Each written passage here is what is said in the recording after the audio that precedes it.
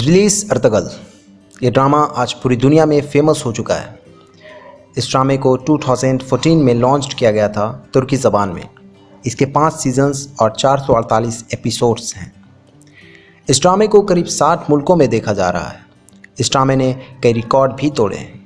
एक तरफ लोग इस ड्रामे को काफ़ी पसंद कर रहे हैं तो दूसरी तरफ अमेरिका का द न्यूयॉर्क टाइम्स इसे साइलेंट एटम बम बता रहा है और इजराइल इसे ख़तरा बता रहा है और कुछ मुल्कों ने इसे बैन भी कर दिया है। पर फिर भी लोग इसे यूट्यूब, नेटफ्लिक्स, टेलीग्राम और कई ऐसे डिफरेंट प्लेटफॉर्म्स पे देख रहे हैं। लोग इसे काफ़ी पसंद कर रहे हैं क्योंकि ये सिर्फ एक ड्रामा नहीं बल्कि ये ड्रामा दुनिया की सबसे बड़ी सल्तनत उस्मानिया पे बेस्ड है। वो ऑटोमन एम्पायर जो लगभग 600 सालों तक कायम रही। आखिर कैसे एक छोटा सा कबीला आगे चलकर दुनिया की सबसे बड़ी सल्तनत कायम करने में कामयाब हो जाता है, चलिए इसके बारे में थोड़ा जानते हैं। इसकी कहानी स्टार्ट होती है 13th सेंचुरी से, 13वीं शताब्दी से, जब औगुस्त खान के फैमिली का एक कबीला, काई कबीला, जिसके सरदार सुलेमान शाह थे और उनके 4 बेटे, जिनमें से एक का नाम अर्तगल था। अर्तगल काफ़ी बहादुर और अक्लमंद था।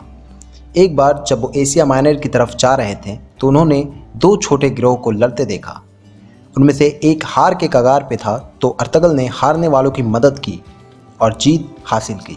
अर्तगल ने जिनकी मदद की वो सल्जूक थे, एक रॉयल फैमिली। बाद में उसी सल्जूक ख़ानदान की बेटी हलीमा सुल्तान से अर्तगल की शादी हुई। जब से अर्तगल ने उन सल्जूक की मदद की तभी से एक तरफ क्रूसेडर्स और दूसरी तरफ मंगोल इनके दुश्मन हो गए। क्रूसेडर्स जो मुसलमानों के खिलाफ तरह तरह की साजिशें किया करते थे और मंगोल जिसने पूरी दुनिया में तबाही मचा कर रख दी थी। वो किसी को नहीं छोड़ते, यहाँ तक कि बच्चे, बूढ़े और औरतों को भी नहीं। अर्तगल ने इन सभी का डट करके मुकाबला किया और इनका जीना हराम कर दिया। उन्होंने बहुत सारी जंगों में फतेह हासिल की और फिर वो अपने कबीले के सरदार बन गए।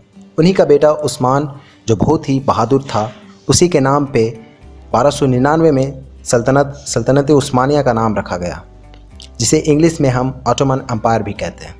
15वीं और 16वीं सदी में ये सल्तनत काफ़ी उरूज पे थी और 1453 में उस्मान सुल्तान मोहम्मद फ़ातेह ने सिर्फ 21 साल की उम्र में बाइजेंटियम एम्पायर के सबसे मशहूर शहर कुस्तुनतुनिया, जिसे हम इस्तांबुल भी कहते हैं, फ़तेह कर लिया। इस सल्तनत ने दुनिया को बहुत सारे साइंटिस्ट और डॉक्टर्स दिए, जिससे दुनिया काफ़ी उरूज पे गई। इस सल्तनत ने तालीम पे ज़्यादा जोर दी थी ताकि खिलाफत उस्मानिया हर तरफ से मजबूत बने। इस सल्तनत ने लगभग 500 के करीब जंगें लड़ी, जिसमें से ज़्यादातर जंगों में फ़तेह हासिल की। ये सल्तनत बढ़ता ही गया, यहाँ तक कि ये एशिया, यूरोप और अफ्रीका तक फैल गया।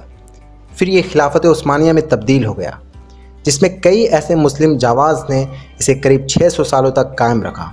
फिर 1923 में इसके जवाल का वक्त आया और ये खिलाफत उस्मानिया ख़त्म हो गई। उसके जगह पे सिर्फ तुर्की रह गया। जब ये खिलाफत ख़त्म हुई तो इससे टूटकर करीब 42 देश बने। अगली वीडियो में मैं इंशाअल्लाह इसके जवाल और अभी के तुर्की के बारे में ज़िक्र करूँगा कि कैसे इतनी बड़ी सल्तनत खिलाफत उस्मानिया ख़त्म हो गई।